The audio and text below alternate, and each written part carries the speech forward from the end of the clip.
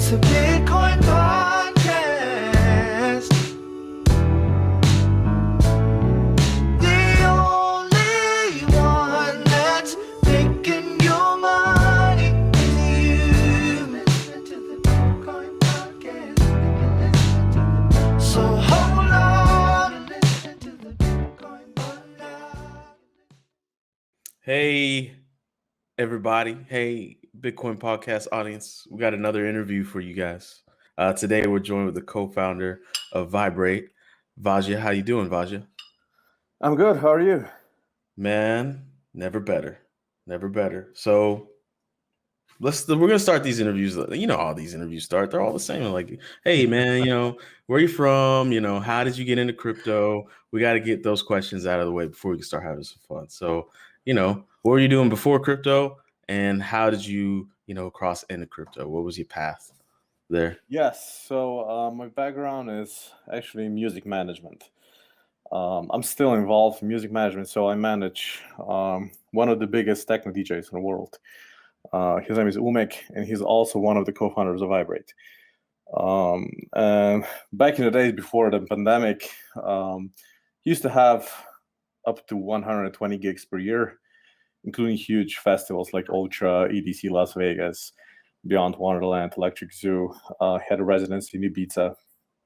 And during that time, we were investing heavily into his online advertising. We're building his profile on social media, on different channels, investing in tours, album releases. And there was no way for us to really see in real time how those investments and those actions are influencing his popularity online. And it was impossible for us to benchmark him, to compare him with different artists, similar artists. So we decided to build a simple website that was measuring the popularity of DJs, but we were only measuring how many followers they got on Facebook, Twitter, SoundCloud, YouTube. It was still MySpace back then, so it was ages ago. And it was a pet project. We were using it for our own needs, and we started with 1,000 DJ profiles. So we entered top 1,000 DJs into the database and started measuring. And then we opened up the database so anyone could add new profiles, and we ended up with 30,000 users. And we said, okay, let's go away from just being electronic music. Let's go to all genres. So we then open up the database to all genres, and today we have almost 500,000 musician profiles. So we're basically covering everyone who's done anything important in music or semi-important. So basically all the professionals, all the semi-professionals, and most of the amateur musicians. And yeah, then we moved, my wife and I moved to Silicon Valley for 4 months, and we just crashed and burned there. So we went there with only a prototype, with the first version of the website, no business model, very low traffic, and we just thought our accelerators sent us there. They said, "Yeah, you're gonna kill it there." We didn't. So we didn't have any network.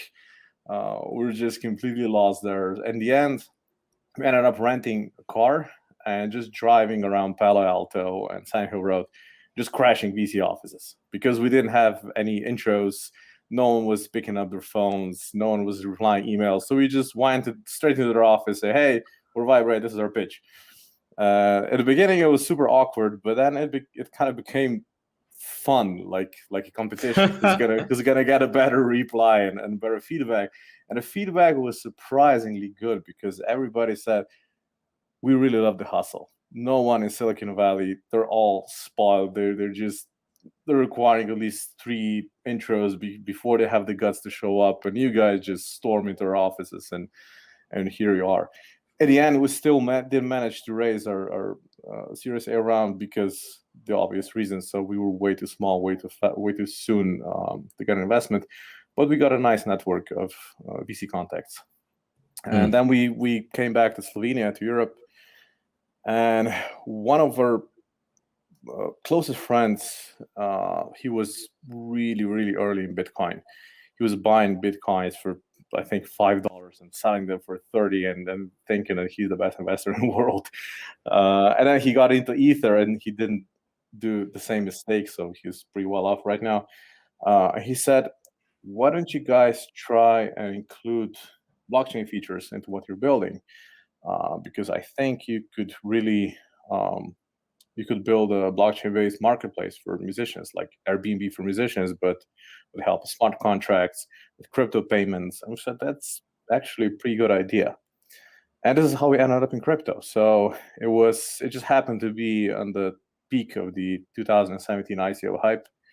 And we sold out our ICO in under 5 minutes. Our token VIP was first value was that people were earning it if they were helping us building the database. So you could,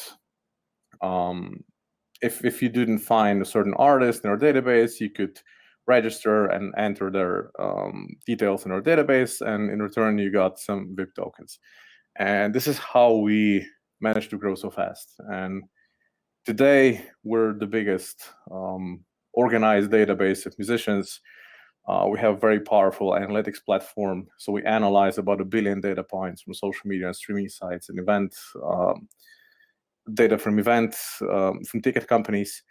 So basically every artist in our database gets their own analytics dashboard, like Google Analytics, but for artists, not for websites. And based on the popularity metrics, we can create all kinds of different popularity charts, different combinations. So you can create a chart of the most popular rap musicians from Finland, or crazy combinations. And right now, we're gonna do our first pilot test, our first take into a actual blockchain-based artist marketplace through NFTs. So the idea is that any of the 500,000 musicians on our database will have a chance to mint what we call a gig NFT, which is going to be an NFT holding a contract for a booking. So let's say you went into crypto really early, so now you're a millionaire, and you want Jay-Z to play at your birthday party. And Jay-Z just happens to have a token on sale on Viberate, and you auction for it, and you pay 100 Ether for it, and you get it. So now you can cash in, you can have him play at your birthday party, or you can sell it to Coachella for 200 Ether. So the idea is for artist gig to become a tradable commodity through NFTs. And so this is going to be tested with our co-founder Umek, the DJ I mentioned before, and it's going to go live on 29th of April. And if the test goes well, then we're probably going to implement it into Viberate. Okay, that's a lot to unpack. I just let you. That was a long intro. you were rolling with it. That's a lot to unpack. Okay, so shout out to your friend who didn't make the same mistake trading as in Ether as he did with Bitcoin. You know, because he gave you some great ideas. I mean, I kind of perked up a little bit when I heard like, man, I could actually sell a musician's concert. That's kind of cool. If I own it, that's even cooler. Okay, this is one question I just had. There was one incident when Sir Gucci Mane was supposed to play a concert, and instead of playing the concert, he got on the stage and he said, "Fuck y'all, I don't feel like doing this," and he dropped the mic and he walked away. Do I get a refund on my token? That's always that's always an option. So even, I've got to talk if you pay up front, which is something that you do for high profile musicians, you never know with them. Sometimes they get drunk in a previous concert, they oversleep, they miss their plane, they don't show up, and there are edge cases you cannot solve even with blockchain. Yeah. Oh, interesting. So you do pay it in advance before they're showing. No, actually, the system that we envision is actually it holds the funds in escrow until the NFT is burnt. So if you book an artist and if they don't show up, you simply don't sign the transaction that burns the token. They don't get the funds. But if they come you have to sign a transaction that's gonna burn the token, and this triggers 70s and 80s. This is how artists actually worked. So they were paid in cash, and they got 50% up front, and the 50% were waiting for them in cash and when they arrived into the hotel room. And this is just a modern copy of that. You know what I'm thinking, Jesse? Yeah. Goon insurance. That's what we should build. Sometimes those goons show up and they say, "Hey, I know we paid you, but we're gonna need that money right back." It happens, man. It happens. Yeah. It happens. But anyways, okay. So, how do you think your platform is gonna empower musicians? Right? Because musicians need empowerment these days. Because like your Spotify's, your titles, your Apple Music's, they're just draining musicians. And that's no mystery, but I think musicians now are at a kind of a point where they're like, well, I either don't put my music on those platforms or and do it my own way and keep more of my money, but if I do it my own way and keep all my money, nobody's gonna even know I exist because the internet is this just never-ending ocean of creativity. So I might as well just go there and them take all my money. Like, how do you think that you kind of empower musicians to get out of that kind of back and forth argument they do with themselves? So yeah, the first step is we make them more visible. So right now, Viberate is basically a B2B platform. So you have artists on one side, so the supply side, and then you have promoters and venues and festivals on the other side. So a promoter can come to Viberate and they can look for new artists, for rising stars, for interesting DJs or bands or whatever nearby, or someone who's really trending on YouTube. This is you can spot all this on Viberate, and so we make it possible for artists who are really going the extra mile and investing into their online online visibility and performance. So they're putting that stuff on YouTube. They're making sure they update their online channels. They're building their audience, and they have an engaged audience. This will mean that they're going to go up our chart. They're going to be suggested as rising stars, and it just means more exposure to them. So we're trying to make the game more fair, because right now, even if you try really hard, even if you do all those things that I just mentioned, if you don't have a high-profile management company and a high-profile talent agency taking care of your gigs and your profile, you don't really have a great chance of making it out there. But we're trying to change that. So our main goal is some time in the future to become the biggest online talent agency for musicians. So right now we have all the analytics, so you can see who's good, who's going up, who's going down, who's really hot to book right now. And this is how we're building our audience. So we're offering those services to all music professionals. And once we have the critical mass on our website, we're just going to connect the dots. So we're going to offer them marketplace features and connect them. So you first go to Viberate, you'll filter out who you're interested in. So let's say you're making an electronic music festival, you'll filter results by only electronic music artists, and then you say, okay, I want to book whoever is the hottest on Spotify and really popular in Los Angeles. And you're going to get those results, and you're going to say, okay, I really like this guy. And then you also have an option to book them directly through Viberate and having them play it at your event. Okay, this man said our main goal is to take over the world. It's almost like the Fire Festival guys, but without the bullshit. Exotic islands and all the company bullshit. Yeah, it's just pure hard work. Are you gonna go after Ja Rule? I don't think so. Well, we have his profile on Viberate, but I mean, we'll see. Who knows? I remember that documentary, and Ja Rule's like, my favorite line was like, "It's not lying; it's just telling a different version of the truth." And I was like, What? I was like, Alternative facts. yeah. Okay. So let's turn back the clock a little bit. You guys had an ICO. It did well, obviously sold out minutes.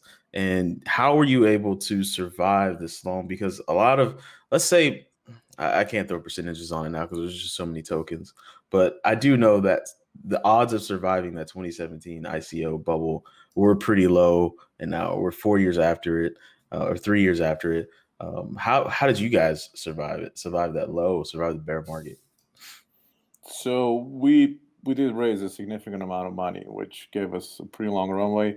And one of the advantages is also that we're based in Europe, in Slovenia, where the cost of living and wages are way smaller than being a Silicon Valley company. So we can afford having 45 people working for us full time in our office.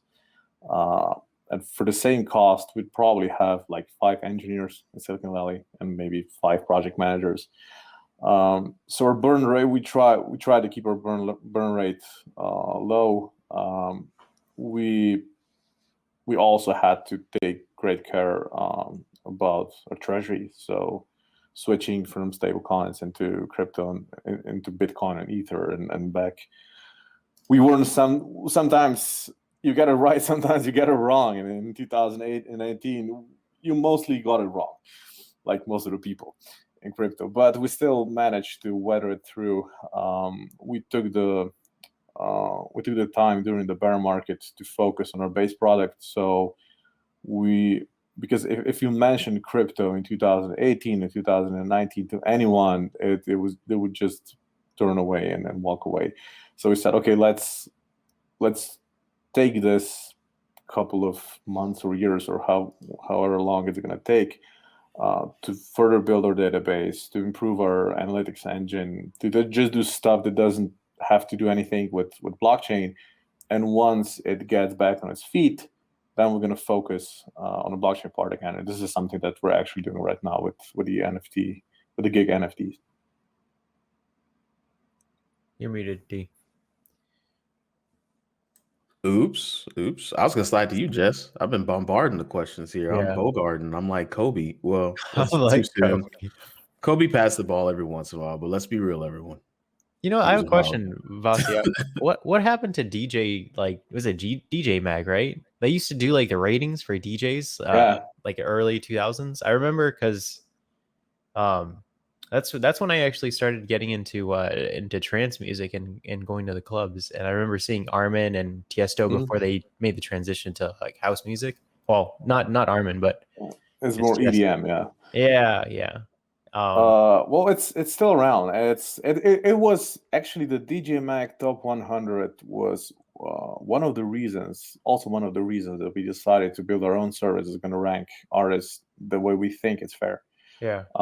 Because the DJ Mag Top 100 used to be a golden standard, and back in the early 2000s, it really reflected the quality of artists. There were a lot of underground artists among top 100, even among top 10. But then with the explosion of the festival culture, especially in the US, and with the explosion of the fees of EDM artists, the fees are just out of this world. They were before the pandemic, obviously. They got the advantage. So they were investing heavily into their campaigns. It was like presidential election. Yeah. So they were just competing who's going to throw more money into their campaign. And it just became a chart of mainstream EDM dance music DJs. So later on, they introduced an underground chart, which wasn't as prominent as the main top 100 DJs. But I remember being in Miami for a Winter Music Conference, and Afrojack he rented like 15 supercars, Lambos, Ferraris, Bugattis, and a bunch of supermodels driving them up and down South Beach, promoting him. And that was his campaign. And Avicii had his own hotel and stuff like that. It was just impossible to compete with those guys. So that's why we said, okay, let's create charts. They're going to be based on online popularity of artists. So their self-promotion is what kind of destroyed DJ Top Mag? I love that line of thinking. Interesting. I can't compete with Lambos. Let's make a database. That's what that's the best logic I think I've ever heard. Can't compete with that. Oh man. Okay. Go ahead. Sorry, I interrupted y'all's conversation. It was going a good spot. No, it just seems so weird because like the whole like electronic music scene shifted so rapidly, right? Mm. It almost felt like everybody was kind of selling out for that sound, you know?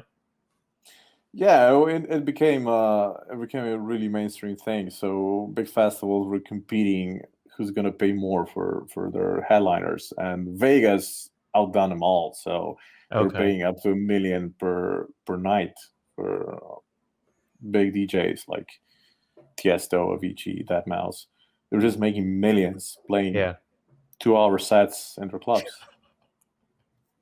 that's nutty. That's So- bananas. So let me ask you this. Where did you guys draw inspiration for the development of Viberate, like as a platform, not the blockchain portion, but like as essentially a concert selling venue or platform? Well, like I said, the one of the reasons for creating the analytics part of the project was not knowing how or the DJ we were managing was performing online, how his popularity went up or down. We couldn't compare him with our artists.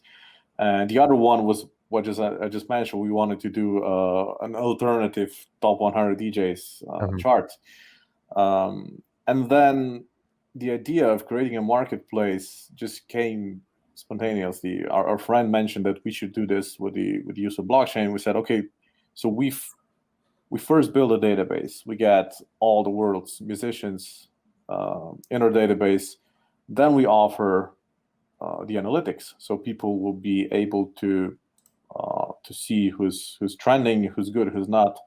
And then the final step should be, okay, now using this data, you decide who to book, and you can book them through the platform. So how is this data Sounds- being like where are you guys getting fed this real-time data of who's popular, who's not, in terms of is it in terms of like listens or? No, we're looking into public APIs of all major social media and streaming channels. We also have deals with Ticketmaster, Eventbrite, Eventeam. We try to include all big ticket providers that feed us their daily event feeds, so we know who's playing where. And then we have this huge analytics engine, a huge algorithm that we've been developing for the past 5 years. And it just then blends all that data together and it spits out metrics. That's the most the easiest way to explain it. But it's just stuff for mathematicians and our engineers. I try to stay away from the tech part as much as I can. A lot of dividing. That's probably what's going on. Adding and dividing. Yeah, and statistical weights and creepy methods that I try to avoid during my school time at all costs. That's dope. I mean, it sounds like you guys. So VIP token is the token. VIB, yeah. How does someone get it? Like VIP token. So VIB tokens. They're listed VIB as in banana. B as in boy. Yeah. Oh, okay. Yeah. VIB. It's a Viberate. So VIB. The first three letters. You. So you can purchase them on Binance. So we generate most of the trading volume is generated on Binance. We're also on Bittrex, OKEx, and a bunch of small exchanges. And we're launching our Uniswap pair in the coming days. So how does the underlying VIB token convert, or does it convert to the NFTs that you're having artists sell on your platform eventually? So VIB is just going to be so you'll be able to pay the commission in VIB with a discount. We're also going to verify your identity as an artist through NFTs. So this is something that I forgot to mention. It's actually a pretty good use case. So we all know that during the NFT hype, there were a lot of frauds. So people were selling stolen art as NFTs. it was impossible to verify if something that was connected with an NFT that you're buying is actually legit and coming from the author themselves. And now we're trying for musicians, we have a solution. So as a musician, you can come to Viberate and you can claim your profile. We will do a kind of KYC. So we'll make sure that you are actually the artist or the artist representative. And by that, so once we verify you, and we already have like 8,000 verified profiles. So once we verify, we're going to mint you an NFT, which is going to be like a certificate of authenticity. And this NFT will serve as your ID. So with this, you're going to prove at various marketplaces like OpenSea or Rarible or whatever, wherever you decide to sell your NFTs. With this Viberate ID NFT, you're going to prove that you're actually legit. So buyers will have extra layer of safety when buying your stuff, because they know, okay, this guy is verified by Viberate. I can see the NFT in his wallet, and I'm going to buy his stuff. So that's the idea. But you obviously, if artists will want to be verified in that way, they're going to have to pay a small fee in BIP tokens to us to verify them. I see. Do you know how most musicians? Because I don't know anything about this. How are musicians, or let's just keep it to musicians. How are they verifying their identities to these multiple platforms like you're talking about, like Nifty, Rarible, OpenSea? Are they using one Ethereum address that's associated with them across all the NFT platforms? I think it's just a huge mess. So there's no standard for ID verification up until now, up until we introduce it. So it's just a bunch of emailing back and forth, and we're really early. So it's right now I haven't spotted a standard that would verify them. I think there is a standard. There's a company that's doing this for visual art. But I'm not very familiar with it. Because it's just interesting, because you'd think that like I think what you're saying is, like, I've seen is it Nifty or Rarible? I forget where. I've seen Deadmau5 do collaborations with like visual artists, VJs, right? Mm-hmm. And that artwork is associated with the artist. Like, let's say Deadmau5's. And he has like some sort of like verified address associated to his identity. I'm just curious, like, if in the back end, all these platforms are, I guess, developing some sort of unifying way to be like, this is Deadmau5 and this is like his Ethereum address, and it's associated with all these different platforms, versus a problem that might happen later on if not everybody is like on the same page in terms of this one Ethereum address is associated with all these platforms. You're going to have like a dilution of branding, it seems like. Well, yeah, I see many problems. So it's right now, it's quite easy to handle this, because for just a small bunch of superstar artists that are actually using the NFTs to sell their stuff, it's pretty easy to identify them. So if you're a service and you get an email from Deadmau5's manager, you can probably verify them by their domain. You can call them, you can make a video call. Maybe Deadmau5 is going to be on the call.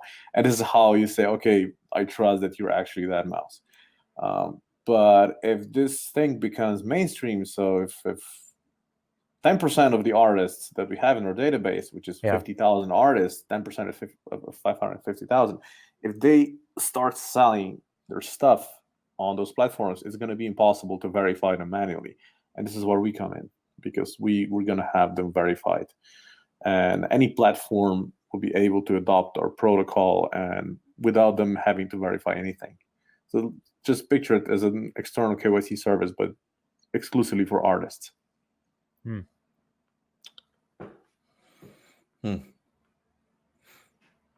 I see. So this first NFT schema you have, is this the only one that you have? Or are you Yeah. working on others too? Okay. Well, we tend to first try out stuff. So it's a startup thing. So we have to validate the idea.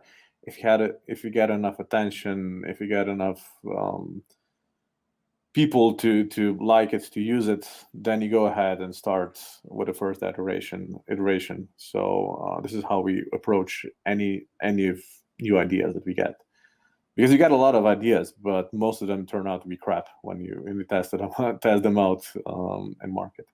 But if this first drop goes well, and if we get the verification thing, if people embrace it, if people start using it, then we have a lot of ideas lined up after that. Just try to launch all of them. So let me ask you one more question. So this is kind of probably something I should probably ask, and if anybody who's doing NFT projects, how to what degree are the NFTs that you guys were going to be like minting? How decentralized are they stored?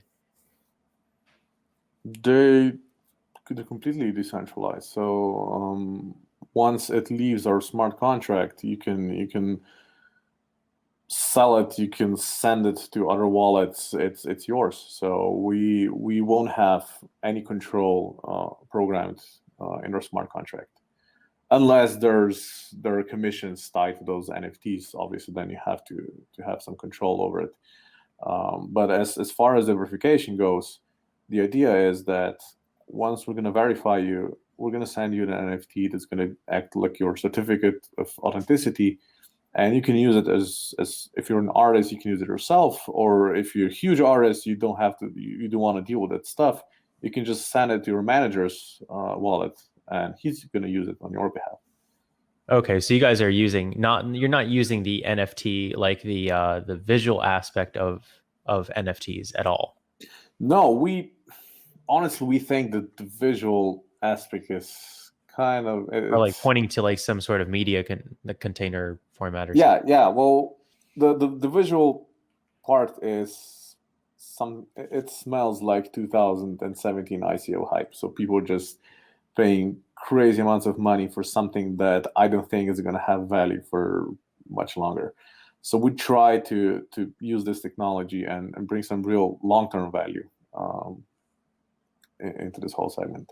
And that's why we said, okay, so gigs, if you buy the rights to the artist performance, this actually has value. So whether for yourself or if you resell it to a festival, it's real value. I don't say that all visual stuff sold through NFTs doesn't have any value. Of course it does. So Beeple's stuff, the thing he sold for $60 million, it really has some artistic value, and I really get it why he got so much money. But there's also a lot of bullshit, and I think we're gonna see more to come. Way more of that stuff. Yeah. I think that's kind of the crazy thing with art, though, is it's so subjective. Like some are bullshit, and then some are just not bullshit, and you can't really point to what is and isn't. Well, I completely got what you're saying, but it's also people are not.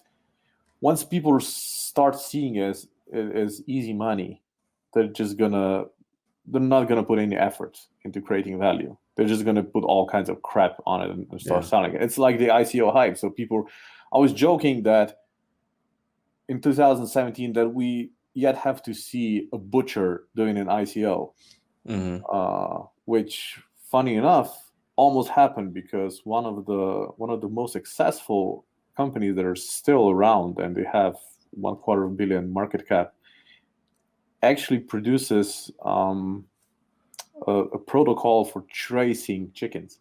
So it's pretty much the same thing, but they actually found a really good value. But anyway, I just got carried away. I think, like you said, the artists, what you think about it. You don't have to like it in order to be art.